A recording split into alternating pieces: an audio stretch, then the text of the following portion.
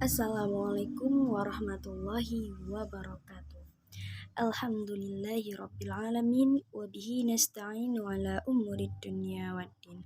Asyhadu an la ilaha illallah wa asyhadu anna Muhammadar Rasulullah. La nabiyya ba'da amma ba'du. Yang pertama, bersyukur kita kepada Allah Subhanahu wa Ta'ala yang telah memberikan kita rahmat, taufik, hidayah, serta kesehatannya, sehingga kita dapat bertatapan walaupun hanya dalam sebuah konten ataupun dalam sebuah bersosial media. Selanjutnya bersalawat kita kepada Nabi Muhammad SAW dengan melafazkan Allahumma salli ala Sayyidina Muhammad wa ala ali Sayyidina Muhammad. Assalamualaikum ya Rasulullah, Assalamualaikum ya Habiballah wal hadirah rahimakumullah. Saudara-saudaraku yang seiman, baiklah, pada hari yang barokah ini saya akan berbagi kepada kalian semua, bukan maksud untuk menasehati, akan tetapi kita sama-sama belajar dengan mengambil tema hari ini adalah rezeki telah dijamin dan rezeki sudah ada takarannya. Hadirin wal hadirah rahimakumullah.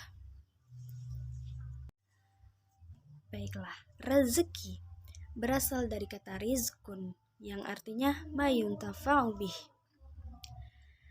yang yakni sesuatu yang digunakan dan diambil manfaatnya. Sementara itu di Syarh Al-Aqaidah At-Taftazani menyatakan bahwa rezeki itu adalah nama bagi sesuatu yang diberikan oleh Allah Subhanahu wa Ta'ala kepada hayawanun, manusia maupun selain manusia seperti binatang dan jin, yang digunakan dan diambil manfaatnya baik halal maupun haram.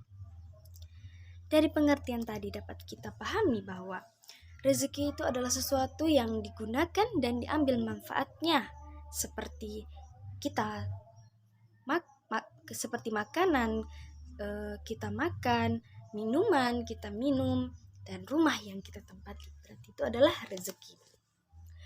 Namun, adapun seseorang jika membeli ataupun memasak suatu makanan, akan tapi karena suatu hal dia tidak jadi memakannya, maka itu bukanlah rezekinya.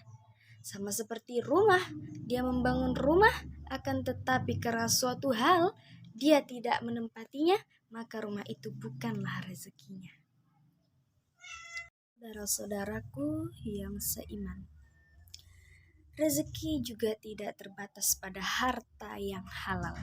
Harta yang haram pun itu juga rezeki.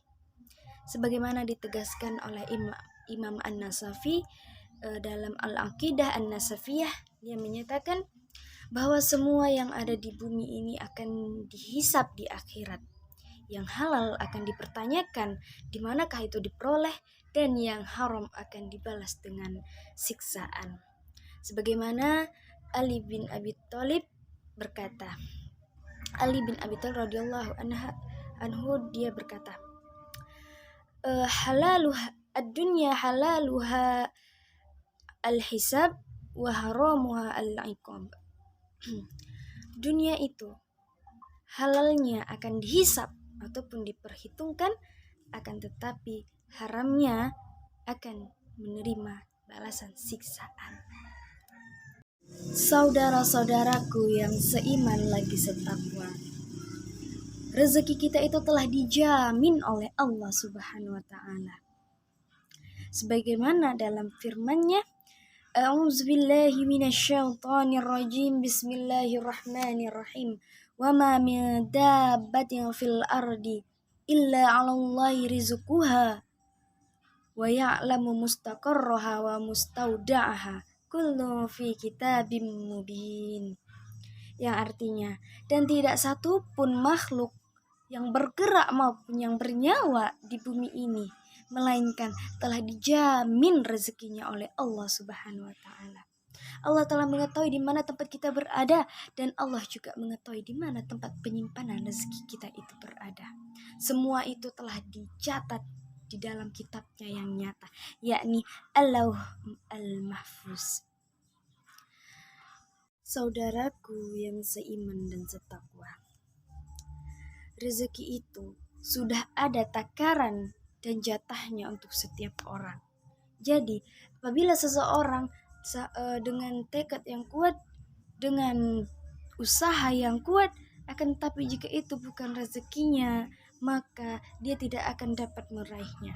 Sebaliknya, jika selemah apapun dia berusaha untuk memperoleh rezeki itu, tapi jika itu rezekinya, maka itu akan dapat diperolehnya. Karena kewajiban kita adalah mencari rezeki yang halal dan menjauhi rezeki yang haram dan dari sumber yang haram.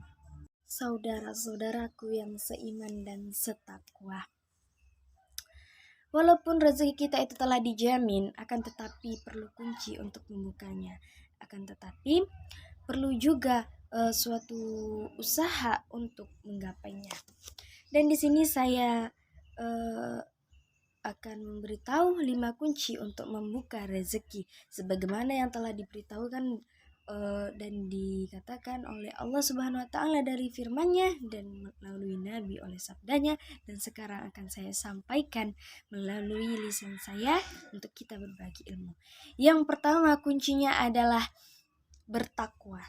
Sebagaimana firman Allah Subhanahu wa taala, A'udzubillahi minasyaitonirrajim, Bismillahirrahmanirrahim. Wa may yattaqillaha yaj'al lahu makhraja wa yarzuqhu min haitsu la yahtasab. Yang artinya, siapa-siapa saja yang bertakwa kepada Allah Subhanahu wa taala, niscaya Allah akan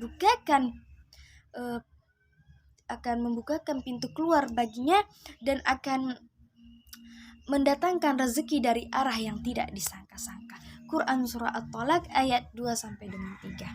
Masya Allah sekali, jika kita bertakwa kepada Allah, Allah akan membukakan jika kita mempunyai masalah ataupun dalam hal ini kita bicara tentang rezeki yang sempit atau apa, kita bertakwa saja kepada Allah Subhanahu wa taala, maka Allah akan bukakan rezeki kita dari arah yang tidak disangka-sangka. Selanjutnya, yang kedua adalah istighfar dan bertaubat. Sebagaimana dalam sabda Rasulullah SAW, dia pernah berkata, siapa-siapa saja yang menetapkan istighfar ataupun memperbanyak istighfar, maka Allah akan menjadikan baginya kelapangan dari setiap kesedihan, jalan bagi setiap kesempitan, dan menganugerahi rezeki dari arah yang tidak disangka-sangka. Masya Allah sekali, kalau kita selalu memperbanyak istighfar, maka Allah akan datangkan rezeki itu dari arah yang tidak disangka-sangka. Allah akan lapangkan dada kita dari setiap kesedihan ataupun ujian hidup yang kita rasakan. Itu tadi diriwayatkan oleh Abu Daud dan Ibnu Majah dan lainnya. Saudara-saudaraku yang seiman lagi setakwa, yang ketiga adalah menjauhi maksiat. Sebagaimana Rasulullah SAW bersabda, Innar rajula la yuhramur rizki bidzambi yusibuhu. Hadis riwayat Al-Hakim dan yang lainnya. Dia berkata, sesungguhnya seseorang akan terhalang rezekinya sebab dosa yang dia lakukan.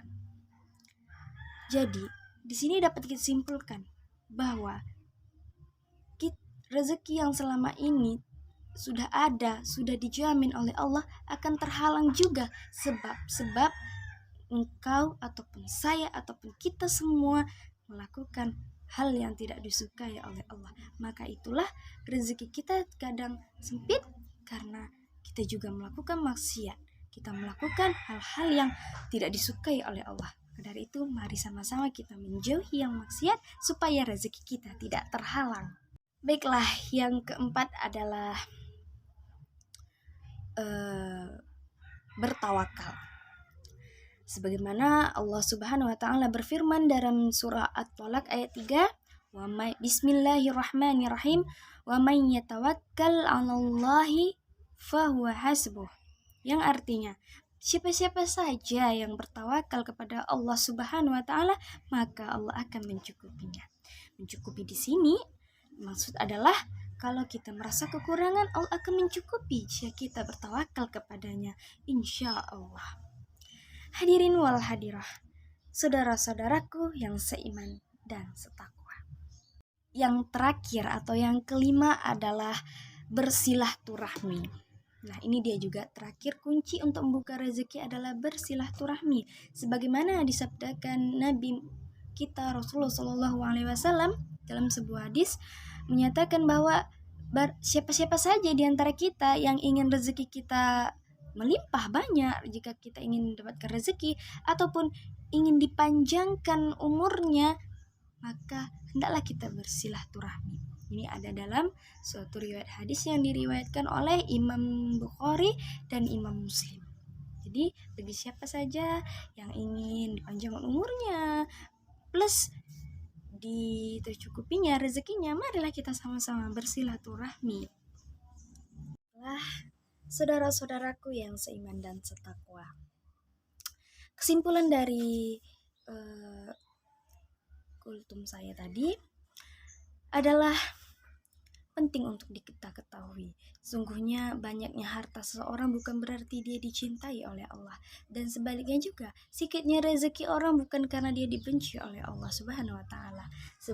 Sebagaimana yang diriwayatkan oleh Imam Ahmad dalam suatu hadis, sesungguhnya Allah Subhanahu wa taala memberikan dunia kepada orang yang dia cintai dan kepada orang yang tidak ia cintai, dan dia tidak akan memberikan agama Islam kecuali kepada orang yang dia cintai.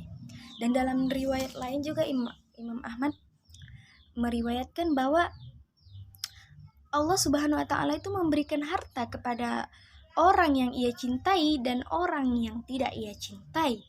Akan tapi Allah Subhanahu wa taala tidak akan memberikan iman kepada orang kecuali orang yang dia cintai. Itulah tadi penting untuk kita ketahui. Jadi semua rezeki sudah diatur. Kalaupun kita merasa rezeki kita sempit, kita lihat lagi apakah yang 5 tadi sudah kita kerjakan. Nah, apabila kita merasa orang lebih banyak rezekinya, bukan berarti Allah mencintainya, tapi iri. Jangan iri kepada harta banyak, tapi irilah kepada iman yang banyak. Baiklah, akan saya kasih satu kata-kata mutiara. Jangan iri. Sekali lagi saya katakan, jangan iri kepada orang yang mempunyai banyak harta, tetapi irilah kepada orang yang punya takwa. Karena kalau orang yang sudah punya takwa, bertawakal kepada Allah, rajin bersilaturahmi, menjauhi maksiat, serta yang terakhir adalah banyak istighfar dan bertaubat, maka irilah, karena siapa yang mempunyai kelima ini tadi, dia akan selalu tercukupi dalam hidupnya, tidak akan pernah merasa kekurangan. Jika kita merasa kekurangan, maka kita lihat yang 5 tadi, apakah kita sudah melakukannya. Hanya ini yang dapat saya sampaikan, lebih dan kurangnya saya mohon maaf karena saya juga masih belajar, kita sama-sama belajar. Wabillahi taufiq wal hidayah. Wassalamualaikum warahmatullahi wabarakatuh. Semoga bermanfaat.